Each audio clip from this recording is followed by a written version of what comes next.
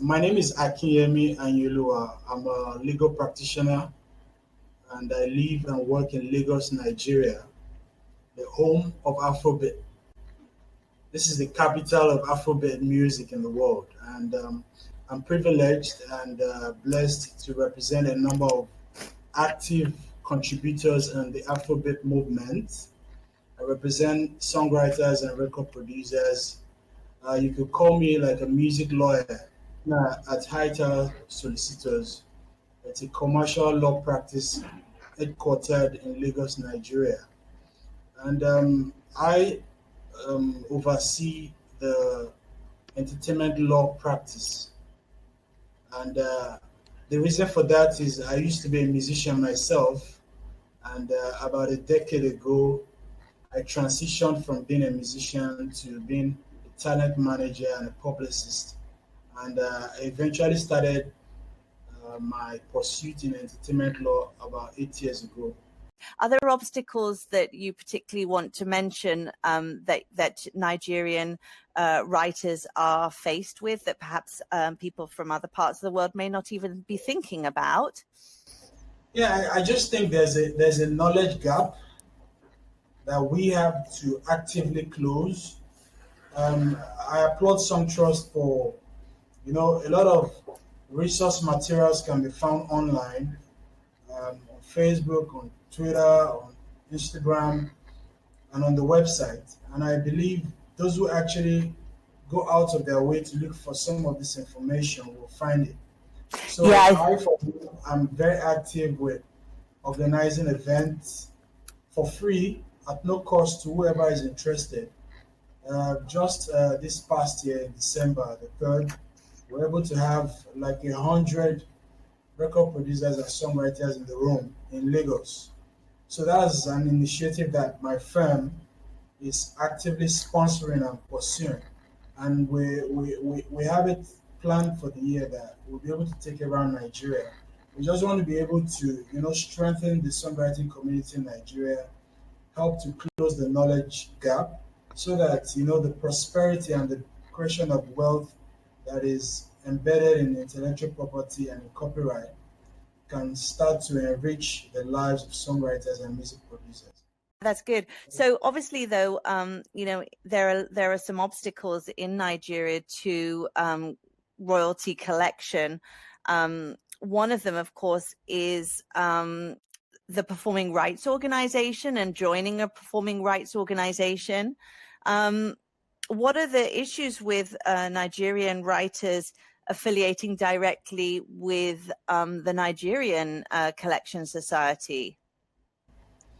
Well, like in the last decade, there has been uh, a campaign to set up an homegrown collective society that will adequately protect the interest of creators in Nigeria.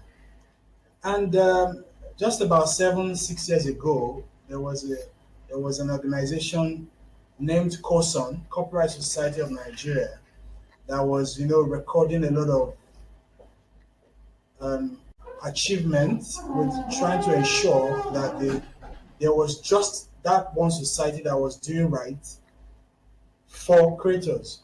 But sadly, there's been a lot of politics, and that has affected the leadership of the organization. There's been a lot of infighting, and that has affected, to a very, very large extent, the operations of the collective society. So, as a law firm, we understand the politicking going on. As much as we are supportive of anything Nigerian or a society that is homegrown, we are also, in the business of making sure that our clients get the most. We have to weigh all the options and we have to find our way around what is going on in Nigeria with the collective society. And, the sad truth is we have to affiliate them to a society that still works, that is able to collect royalties on their behalf. Yeah, I mean, when protecting the interests of the writers, you need to help them, or we need to help them to have access to not only their publisher's share of royalties, but also their writer's share.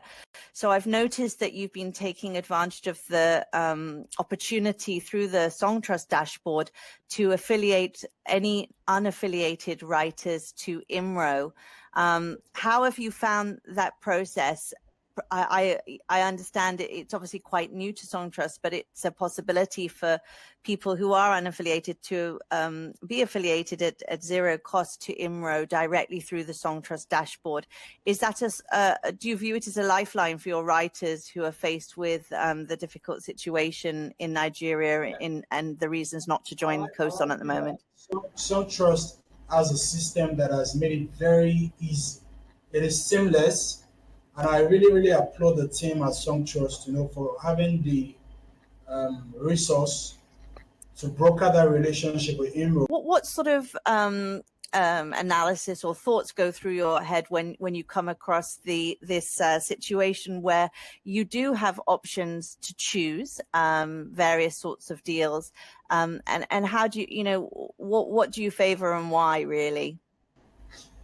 Well, as an entrepreneur myself, it is obvious what I would favor, which is I favor you being able to control your destiny and how you survive or how you make money. I think that is on the upside, which is while working with a music service like Songtrust allows you the opportunity to keep the ownership of your creation. And also because it's a song by song um, type of arrangement, you're able to um, actively, there's so much transparency because anytime I send an email, I get a response in like 32 hours or in 24 hours.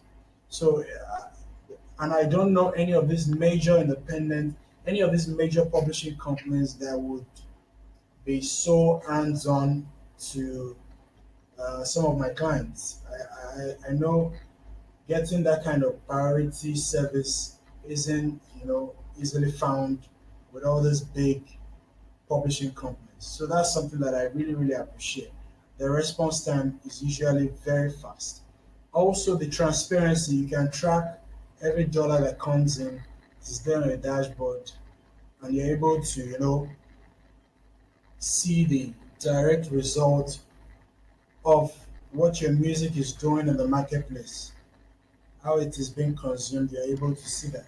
Also, I appreciate the fact that even when the majors come, because they will come eventually, when the major publishing companies come eventually, you're able to show them what you've done, how much your catalog has been able to generate over a period of time on your own, on your own terms. So whenever you're dealing with a major publishing company, you can have leverage in striking up a partnership or a relationship.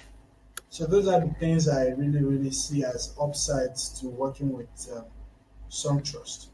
If you could give any advice to up and coming creators, what would you say? Yes, I think one of the things that I often have to share with them is um, they have to build a solid team. You need lawyers in your camp.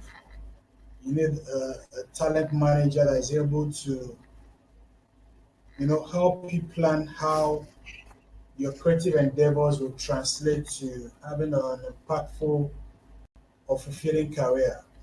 And usually you can't go on this journey alone. Even myself, using this music service, I've had to walk hand in hand with you. You've been helpful all the way, and I'm thankful for that. So I think everybody needs a good team, the right relationships to help support you on this journey. Also, we need to acquire knowledge. We need to round the clock try to look for solutions and valuable information. Also, as a creative, as a creator, you need to master promoting yourself.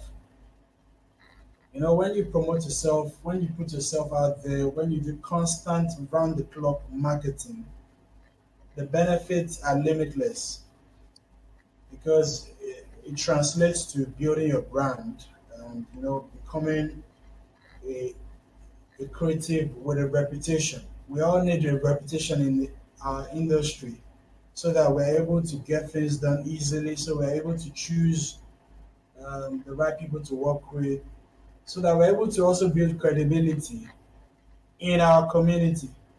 Because without credibility, there would not be trust.